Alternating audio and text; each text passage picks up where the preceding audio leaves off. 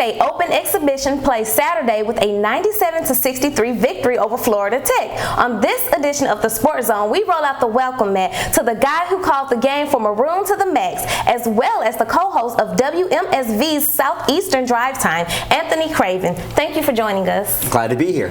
Well, Mr. Craven, doing Southeastern Drive Time, you're doing a lot with sports. Since we were just talking about the LSU-Alabama game, what are your thoughts on that?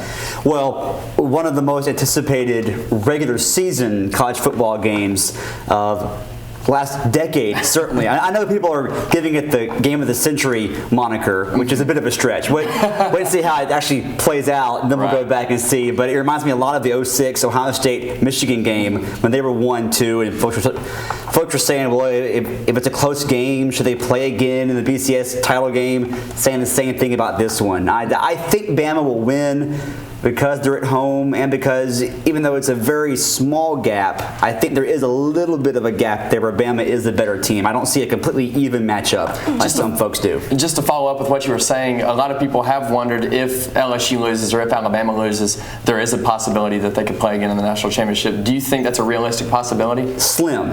I mean, you would need for a lot of other things to happen for there to be no one undefeated, for example.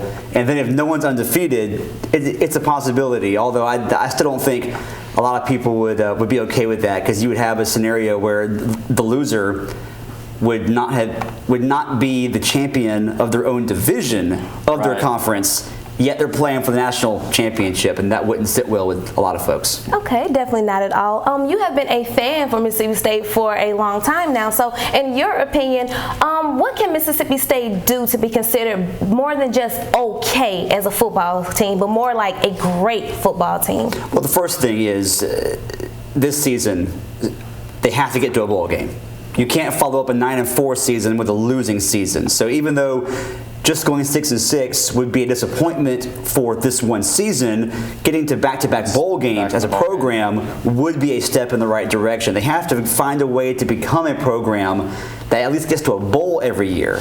And when you're putting yourself in that position, then in my opinion, you're in position to have one or two great years, and then you can build on top of that. And then eventually at Mississippi State, I think, will be considered a football program that doesn't just have one good year every 5 or 6 years, but is a force every year.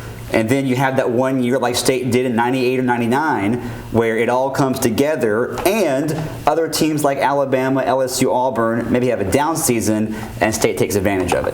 Now the football team is kind of falling short of expectations this year. A lot of disappointed fans, but a lot of excitement surrounding the basketball program. Yeah. You called the game against Florida Tech. Now, what were some things that MSU can take away from that, and some things to build on and look forward to this season? Well, they can take away the fact that last year in their exhibition games, they got off to really slow starts and didn't look that impressive. They did look really impressive on Saturday, I thought at least. They looked like a team that's going to be more athletic than they have been in recent years, a team that potentially could be deeper and can put different kinds of combos of 5 on the floor to go up against different kinds of defenses depending on who they're playing on any given night. So there were a lot of positives there.